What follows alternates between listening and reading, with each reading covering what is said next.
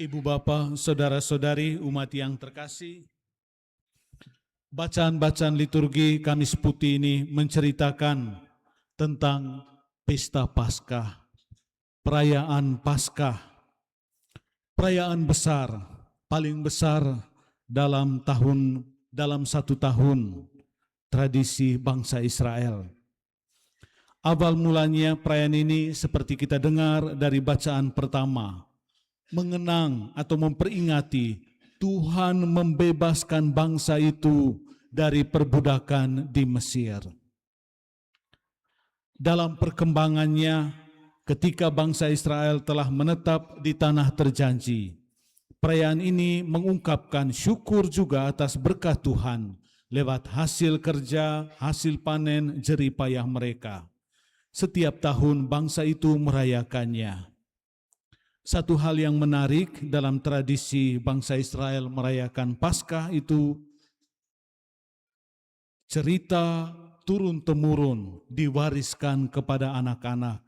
Kurang lebih seperti membaca kembali kisah Keluaran dan sejarah bangsa itu kepada anak-anak, kepada generasi muda pada setiap perayaan Paskah.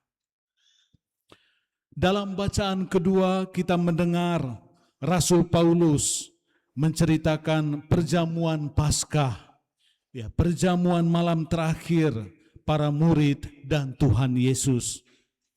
Ketika itu Tuhan Yesus menetapkan makna baru dari perayaan Paskah yang mereka rayakan, yaitu kenangan akan sengsara, wafat, dan kebangkitan Kristus yang menyelamatkan seluruh umat manusia.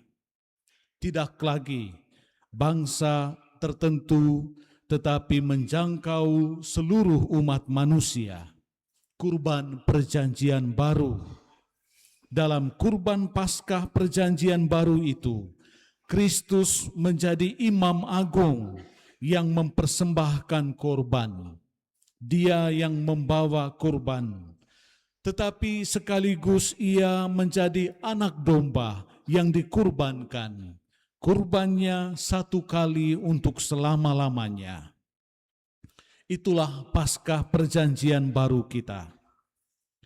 Perbuatlah ini untuk mengenangkan daku. Setiap kali kamu makan roti ini dan minum dari cawan ini, kamu mewartakan wafat Tuhan sampai ia datang. Ibu bapa, saudara-saudari umat yang terkasih, kenangan akan misteri sengsara, wafat dan kebangkitan Tuhan inilah yang kita rayakan, gereja rayakan dalam Ekaristi, dalam sakramen Ekaristi. Ekaristi yang kita rayakan secara sangat meriah pada perayaan Paskah setiap tahun. Ekaristi yang kita rayakan setiap minggu, setiap hari. Dalam Ekaristi kita dipanggil, diundang untuk mengambil bagian dalam kurban Paskah Kristus, agar kita pun disucikan, diselamatkan olehnya. Demikian dalamnya makna sakramen Ekaristi bagi setiap kita orang beriman Katolik. Konsili Vatikan tegaskan Ekaristi sebagai sumber dan puncak dari hidup Kristiani kita.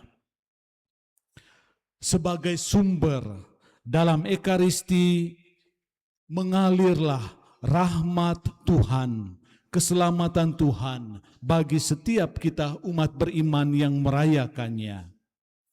Ekaristi sebagai sumber, karena dalam Ekaristi kita menimba kekuatan kehidupan baru dari Tuhan sendiri, sumber hidup. Kristus hadir secara nyata untuk menguatkan kita, iman, harapan, dan kasih kita.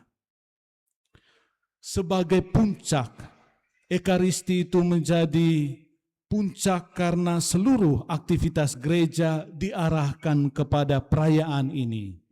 Di dalamnya karya keselamatan kita rayakan.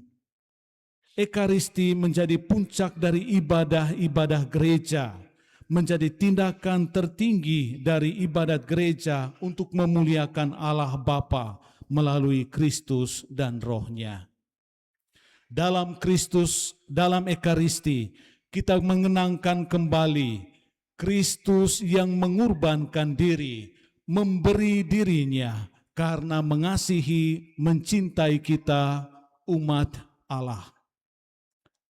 Saudara-saudari terkasih, demikian pentingnya Ekaristi ini dulu dalam perintah gereja. 5 perintah gereja kita diajak untuk setiap tahun merayakan Ekaristi. Ketika itu pastor belum banyak, ya syukur kalau setahun atau pada perayaan Natal dan Paskah. Kita bersyukur karena sekarang ini di Keuskupan Labuan Bajo di tempat kita boleh merayakan Ekaristi tidak lagi tunggu Natal dan Paskah, tetapi setiap minggu ada misa, setiap hari ada misa. Kadang-kadang juga di KBG ada misa. Syukurlah, peringatan atau mendoakan arwah orang meninggallah, dan berbagai wujud intensi.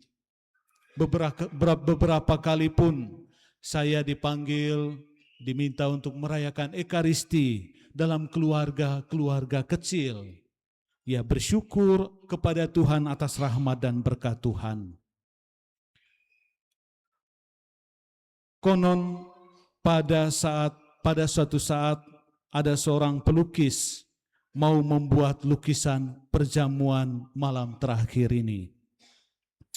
Dari sejumlah tokoh yang mau digambarkan, 2 yang paling sulit, yaitu Tuhan Yesus dan Yudas Iskariot. Untuk mencari inspirasi tokoh wajah Yesus, sang pelukis pergi ke daerah-daerah agak terpencil. Dari kampung ke kampung dia jalan.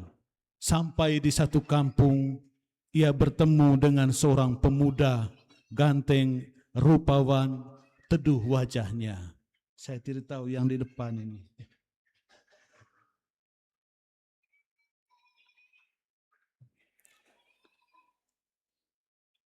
Ia berhenti sejenak meminta pemuda untuk menjadi inspirasi wajah Yesus.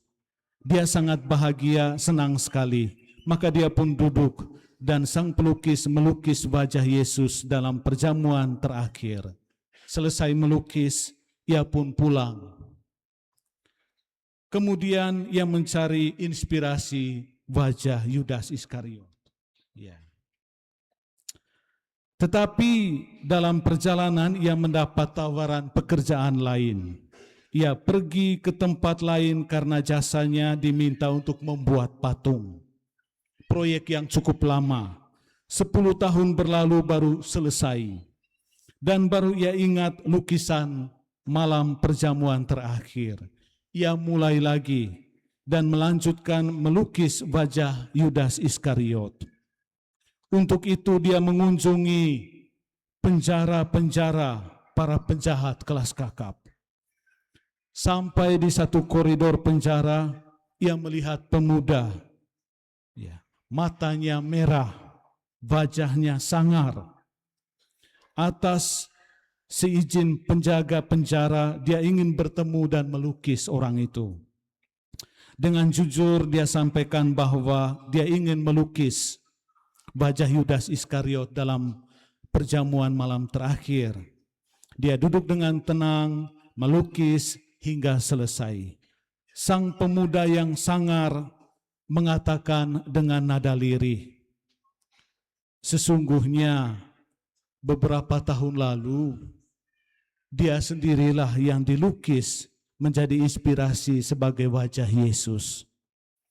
Dengan sedih dia berkisah bahwa setelah sang pelukis pulang, dia diajak oleh teman-temannya ke kota mencari pekerjaan. Dia mau tinggal di kota. Tanpa sadar dia terseret dalam dunia kejahatan hingga berujung di penjara.